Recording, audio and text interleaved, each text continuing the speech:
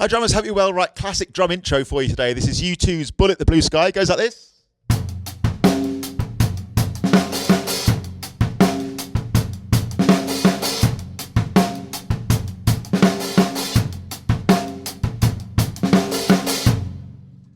U2, you've got to say they're a really rich vein of drum-only intros, aren't they? There's Sunday, Bloody Sunday, of course, which I've already covered in a little video. I'll link to that below.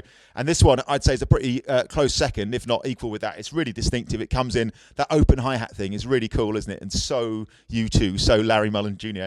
And yeah, so it's based on, its sort of core groove is a 16th note played with your right stick on the hi-hat. So...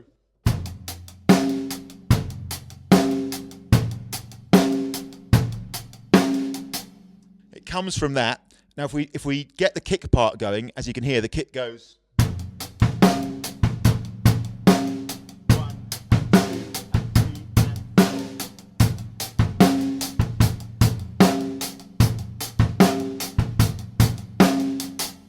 So 1, 2, 3 and 4. And if that was the groove, that would put it around sort of grade 3-ish level, I reckon, in my opinion.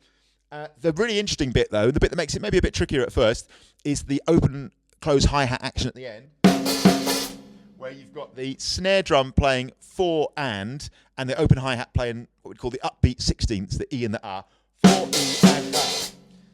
The main thing with this is these are hi-hat bursts, so he's closing the hi-hat as you hit the snare drum, right, or on the next note after the open hi-hat. So 1, 2, 3.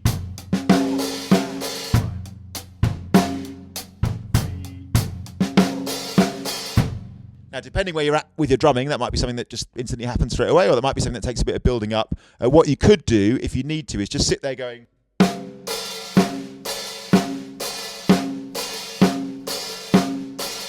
just getting a little feel for that. So landing your left foot down as you strike the snare drum and lifting your left foot up as you strike the hi-hat. That kind of feel. I'm doing it right, left, by the way. There are other ways of making this work. I just watched just now a few YouTube videos of U2 playing this live, and Larry Mullen Jr. was playing it like that. So he was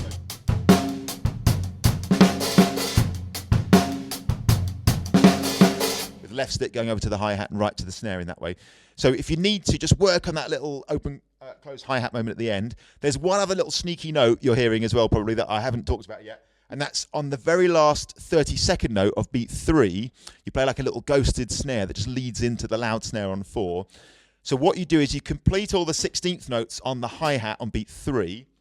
1 E and 2 and 3 E and R. The last one being the R. You then play your sneaky little quiet left stick. This is assuming you're right-handed. Left stick on the very last little 30-second after the last hi-hat.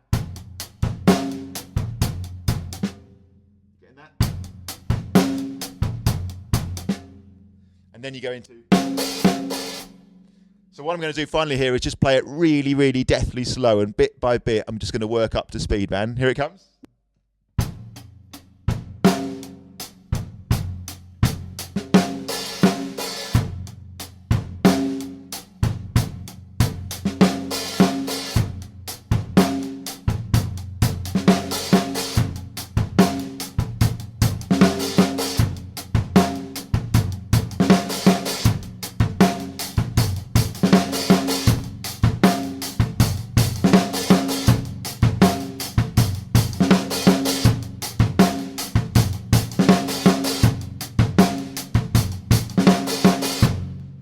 Classic groove, isn't it?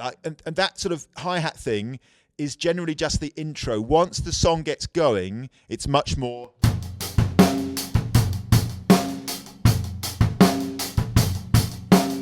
with the occasional...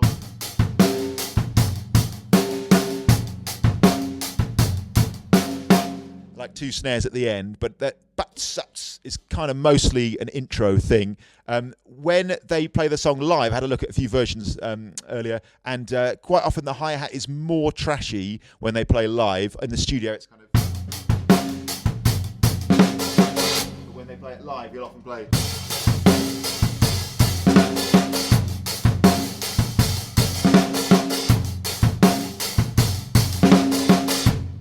rocking it up, especially like big stadium gigs. He's sort of really laying into it a bit more. So that's a great groove and a great suggestion. That was suggested by Alan Reeve, superstar drum student and supporter of this channel. So thanks, Alan. And thanks a million for watching as always. Really appreciate it. And any questions, give us a shout. Send us your suggestions for these little short, like how to play the groove from, the feel from it. They're really fun little videos. Really enjoy doing them. And thanks for the nice feedback as well. I'll see you soon. Thanks so much.